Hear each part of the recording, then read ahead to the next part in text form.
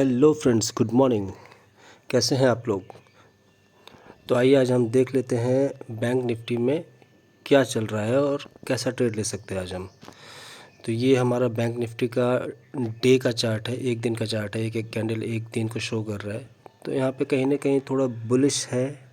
तो आइए चलिए हम ड्रॉ कर लेते हैं अपने ट्रेंड लाइंस और सपोर्ट जोन्स। तो पहले हम एक चैनल जो कि ऊपर में एक रेजिस्टेंस ट्रेंड लाइन है उसको ड्रॉ कर लेते हैं। ठीक है, आप यहाँ पे ये भी सीखेंगे कि कैसे ड्रॉ करना है ना। सिर्फ मैं अगर पहले से मैं चाहूँ तो इसको पहले से ड्रॉ करके भी रख सकता हूँ, बट मैं नहीं करता हूँ। अगर मैं पहले से ड्रॉ करूँगा तो वो थोड़ा टाइम बचेगा, बट लेकिन मैं चाहता हूँ कि आप ये भी सीखें कि कैसे ड्रॉ करना है और कुछ पॉइंट्स को इग्नोर करना है। ज़रूरी नहीं है कि हम उन पॉइंट्स को भी लेंगे। जैसे यहाँ पे देखिए, आप इस जगह पे कहीं, ये इस जगह पे देखिए, आप यहाँ पे कहीं ना कहीं ऊपर है ये रेड लाइन, लेकिन फिर भी मैंने लिया। तो ऐसे ही ड्रॉ करना है आपको। और अब इसको हम छोटा कर लेते हैं थोड़ा ऊपर की तरफ, इसको थोड़ा सा जूम कर लेते हैं ताकि हम सही से इसको ले पाएँ। ये आपका ऊपर का हो गया, ठीक है। और ये नीचे का है, नीचे को भी हम अच्छे से बना लेते हैं। परफेक्ट, ठीक है। परफेक्ट तो कुछ नहीं होता यहाँ पे, बट ठीक है, एक तरीके से हमने एक ठीक ठाक ट्रेंड लाइन बना लिया है। अब आप देख सकते हैं कि ये जो हमारा 3 मार्च का जो कैंडल है ना, वो लगभग इस ट्रेंड लाइन को टच करके थोड़ा सा रिजेक्शन लिया है। तो आज अगर गैप अप ओपनिंग होता है तो ये एक अपसाइड का मोमेंट देगा, क्योंकि यहाँ पे बहुत लोगों का एसएल हिट होगा। और आप देख सकते हैं यहाँ पे कि काफ़ी दिनों तक यहाँ पे मार्केट ने एक ठहराव था, जो कि उस लेवल तक मार्केट अभी आ चुका है।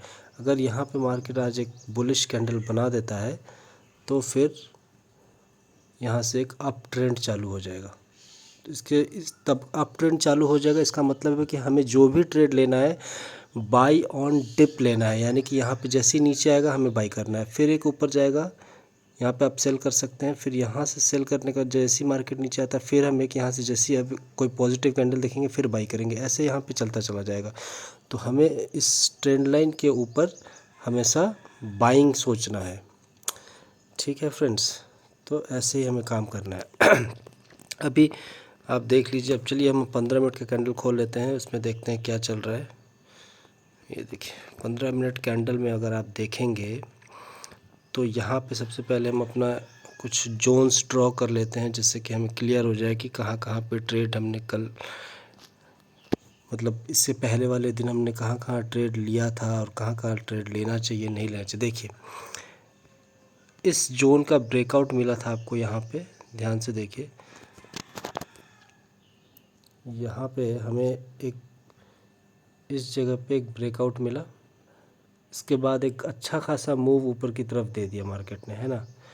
तो ये मूव काफ़ी बढ़िया मूव था, और इसको अगर आपने कैच किया होगा तो अच्छा खासा प्रॉफिट बन गया होगा।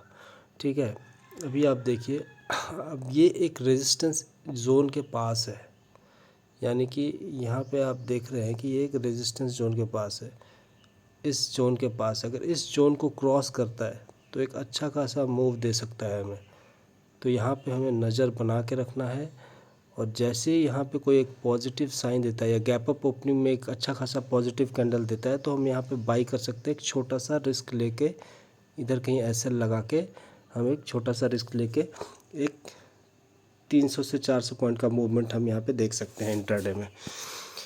ठीक है फ्रेंड्स, अभी और आप देख लीजिए, यहाँ पे अगर आप देखेंगे तो ये एक जोन हमारा बन रहा है यहाँ पर।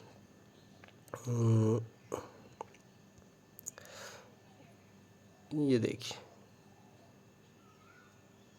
है ना। यहाँ पे आप देखिए,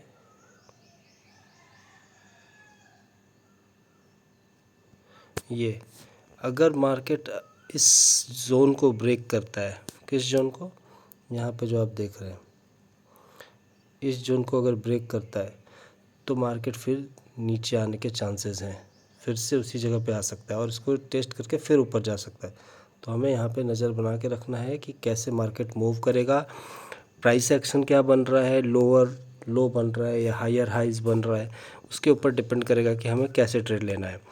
ठीक है फ्रेंड्स, तो ये हमारा बैंक निफ्टी का चार्ट का एनालिसिस हो गया। और आप देख सकते हैं यहाँ पे भी काफ़ी दिन तक ट्रैवल किया है ना, इस जोन पे काफ़ी दिन तक मार्केट था।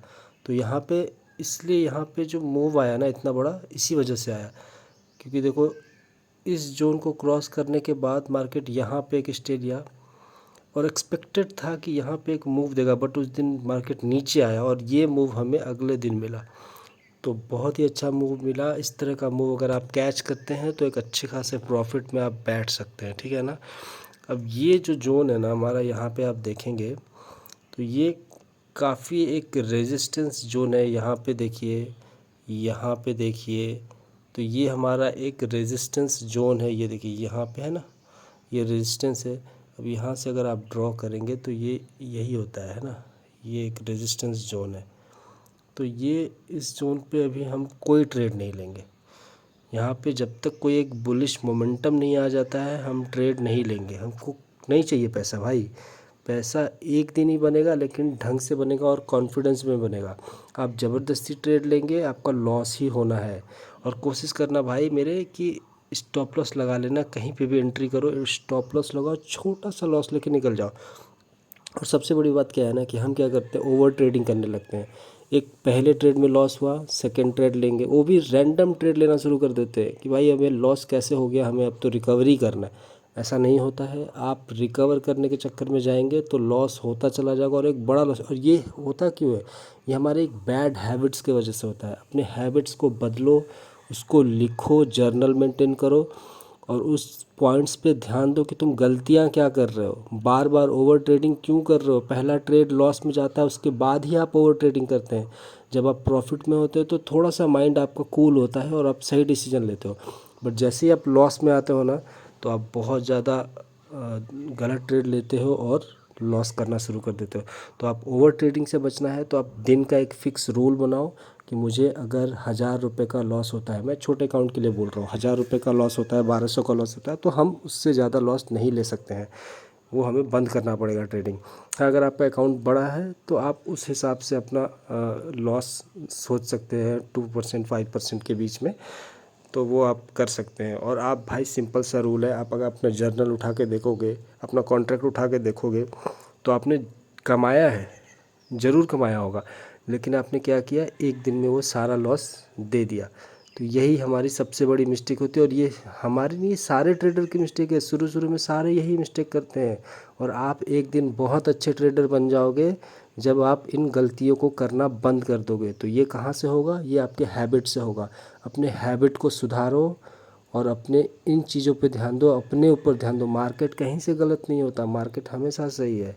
Market is always right. ये सब क्यों बोलते हैं, क्यों, क्योंकि मार्केट की कोई गलती नहीं, मार्केट को जिधर जाना है वो जाएगा ही, लेकिन गलती हमारी है कि हम स्टॉप लॉस नहीं लगाते हैं। एक लॉस को रिकवर करने के चलते बार बार ट्रेड करते, नहीं लेना है ट्रेड यार। तुम कुछ और काम कर रहे हो उस पर ध्यान दे दो भाई, मेरे हाथ जोड़ के बोल रहा हूँ, आप मत करो ट्रेड।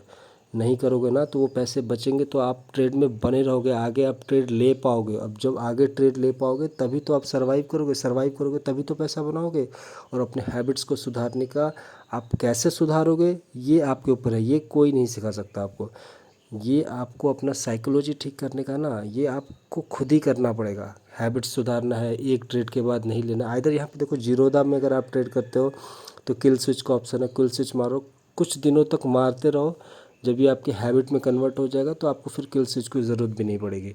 लेकिन इस चीज़ को आप जान लो और गांठ बांध लो। अगर आपको प्रॉफिट में आना है तो छोटे लॉसेस में निकलो और जब प्रॉफिट बन रहा हो तो एक बड़े प्रॉफिट के लिए वेट करो और अपना ट्रेलिंग स्टॉप लॉस यूज़ करो। ठीक है गाइस, मिलते हैं अगले वीडियो में। Thank you so much for watching this video. Love you all, bye bye, take care.